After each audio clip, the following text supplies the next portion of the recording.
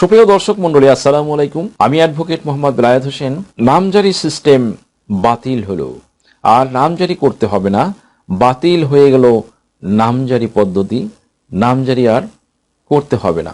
Viewers, শুধুমাত্র কোনো দলিলের মাধ্যমে অর্জিত মালিকানার ভিত্তিতে অথবা ওয়ারিশ হিসাবে বাবা মায়ের জমিতে দখলসূত্র থাকলেই সরকারি রেকর্ডে উক্ত ভূমিতে তার মালিকানা নিশ্চিত হয় না বা মালিকানা অর্জিত হয় না। আসল কথা হলো, কোনো ভূমিতে বৈধ ওয়ারিশ বা ক্রয়সূত্রে মালিক হবার পর পূর্বের মালিকের নাম থেকে নাম কর্তন করে বর্তমান মালিকের নাম অন্তর্ভুক্ত করতে হয়, তাহলেই তার মালিকানা সরকার কর্তৃক নিশ্চিত হয়। ভিউয়ার্স, আর এটিই হলো নামজারি বা নামজারি পদ্ধতি বা মিউটেশন সিস্টেম। ভিউয়ার্স, আপনি যদি ওয়ারিশ হিসেবে বা ক্রয়সূত্রে কোনো জমির মালিক হন বাট নামজারি না করান, তবে আপনার অজান্তেই যে কোনোভাবে এক বা একাধিক দলিল সম্পাদন করে কোনো স্বার্থান্বেষী ব্যক্তি প্রতারণা বা জালিয়াতি করে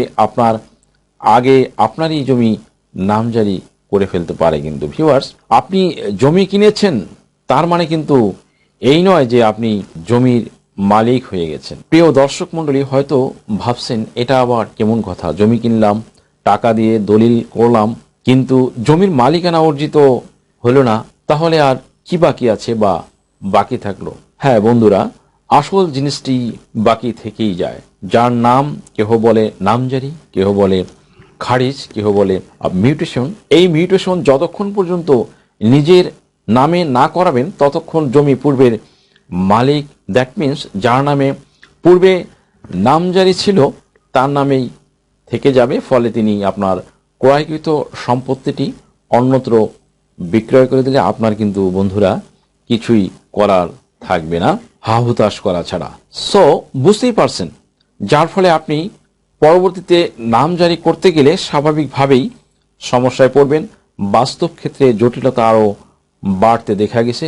যখন উক্ত স্বার্থান্বেষী ব্যক্তি অপর এক বা একাধিক ব্যক্তির কাছে ওই জমি ইতিমধ্যে বিক্রয় করে ফেলেছেন, এসব ক্ষেত্রে জালিয়াতি, প্রতারণা, দুর্নীতি হবার সুযোগ বহুগুণে বৃদ্ধি পায়।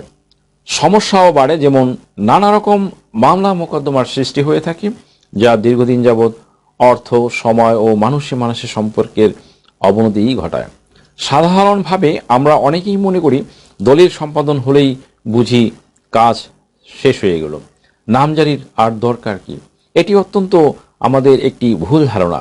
দলিল সম্পাদনের মাধ্যমে শুধুমাত্র মালিকানাই হস্তান্তর হয়, সরকারের খাতায় মালিক হিসেবে স্বীকৃতি পাওয়া যায় না। সুপ্রিয় দর্শক মণ্ডলী, এক সময় অনেক কাগজপত্র, নকশা, পর্চা, রেকর্ড, খতিয়ান, বায়াদলিল একত্রিত করে আমরা ভূমি অনেক কাঠখড় পুড়িয়ে নামজারি করাতাম। তারপর কিন্তু নামজারি বা জমির মালিকানা কার নামে অন্তর্ভুক্ত হলো তা জানতাম না, বা অনলাইনে দেখতে পেতাম না, বা অনলাইনে দেখতে পাওয়ার তেমন সুযোগ ছিল না। বাট বর্তমান সাবেক মন্ত্রী সাইফুজ্জামান চৌধুরী সাহেব এসব ডিজিটাল করে নামজারি বা ইমিউটেশন সিস্টেম চালু করে গিয়েছেন, যার ফলে জমির দলিল করার সাথে সাথেই অনলাইনে দেখা যাবে খুব সহজেই, এবং সাথে সাথেই নামজারি হয়ে যাবে 7-8 দিনের মধ্যে। এটা একটি অভূতপূর্ব সাফল্য ভূমি মন্ত্রণালয়ের, এটা অনস্বীকার্য।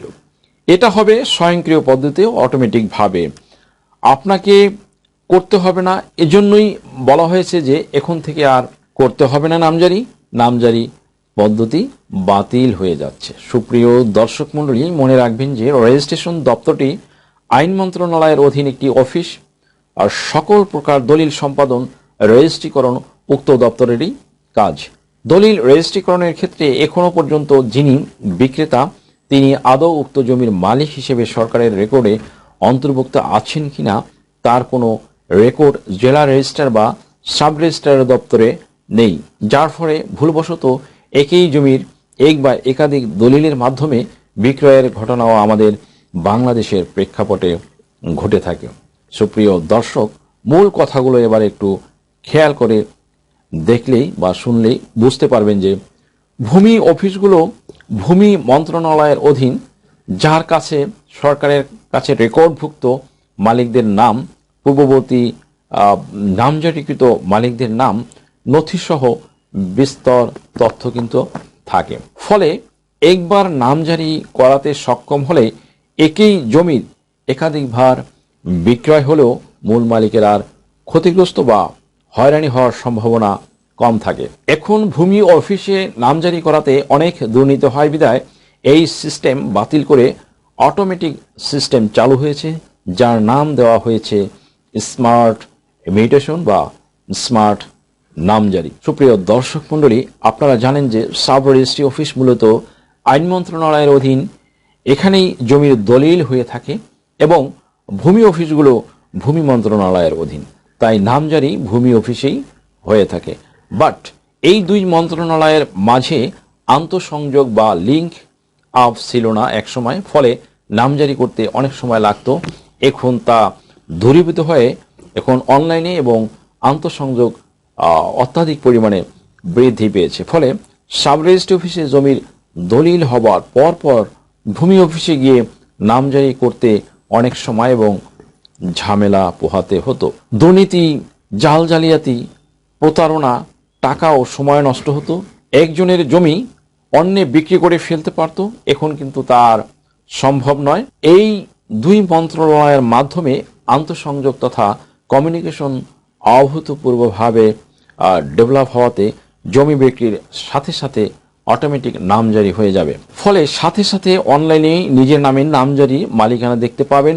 ভূমি মালিকদের স্মার্ট কার্ড দেওয়ায় জমি বিক্রির সাথে সাথেই কিন্তু দ্যাট মিনস নিজের কার্ড থেকে ক্রেডিট কার্ডের মতো জমির পরিমাণ কমে আসবে এবং একইভাবে অ্যাজ ওয়েল অ্যাজ ক্রেতার কার্ডেও জমির পরিমাণ অটোমেটিক বৃদ্ধি পেয়ে যাবে। তেমনি নামজারিও হয়ে যাবে স্বয়ংক্রিয়ভাবে, অটোমেটিক। আপনাকে আর দৌড়ঝাঁপ করে নামজারি করিয়ে নিতে হবে না, কারো কাছে ধরনা দিতে হবে না, কোনো দালালের শরণাপন্ন হতে হবে না, কোনো দালাল দিয়ে প্রতারিত হতে হবে না। আর জমি ক্রয় বিক্রয় বা অন্য কোনো দুর্নীতি আর কিন্তু সম্ভব নয় বন্ধুরা, সব অনলাইনে ধরা পড়ে যাবে। জমির দলিল জাল হলে বা জমির অবস্থান, প্রকৃতি, মৌজা, নকশা, দাগ খতিয়ান, চৌহদ্দি সহ প্রয়োজনীয় সবই জানা যাবে অনলাইনে। তবে পৃথিবীর সব প্রান্ত থেকে এই অনলাইনে আপনার জমির অবস্থান, জমির পরিমাণ, জমির দাগ খতিয়ান, মৌজা, দ্যাট মিনস এভরিথিং আপনি এই অনলাইনে পৃথিবীর যে কোনো প্রান্ত থেকে লগ ইন করে দেখতে পাবেন। তবে আগে যেমন নামজারি করতে হলে 1170 টাকা খরচ হতো, এখন জমি রেজিস্ট্রি করার সময় নির্ধারিত ফি এর সাথে একটু বাড়তি দিলেই হয়ে যাবে নামজারি। পৃথিবীর যে কোনো প্রান্ত থেকে দেখতে পাবেন। সাবেক ভূমিমন্ত্রী জনাব সাইফুজ্জামান চৌধুরীর দেখানো পথেই কিন্তু নতুন যে ভূমিমন্ত্রী নারায়ণ চন্দ্র মহোদয় হাঁটছেন এবং তিনি বলছেন, আমি নিজে পরিচ্ছন্ন, স্বচ্ছ এবং সবসময় পরিচ্ছন্ন বা স্বচ্ছই থাকতে চাই। এখানে একটি বন্ধুরা আশার বাণী দেখা যাচ্ছে যে আমরা আশা করতে পারি নিঃসন্দেহে যে ভূমি খাতে আরও উত্তরোত্তর ডেভেলপ হবে, সাধারণ মানুষের উন্নয়ন হবে, আরও নতুন নতুন চিন্তাভাবনা, ধ্যান ধারণা উনি এখানে ইমপ্লিমেন্ট করবে। সো এই জন্যই তাই টাইটেলের সাথে সামঞ্জস্য রেখে আর সর্বশেষ আবারও বলতে হয় যে নামজারি সিস্টেম বাতিল হলো, আর নামজারি করতে হবে না, বাতিল হয়ে গেল নামজারি পদ্ধতি, নামজারি করতে হবে না এবং এটা অযৌক্তিক বলা হবে না। নিঃসন্দেহে শতভাগ সঠিক এবং ফলপ্রসূ একটি সিদ্ধান্ত।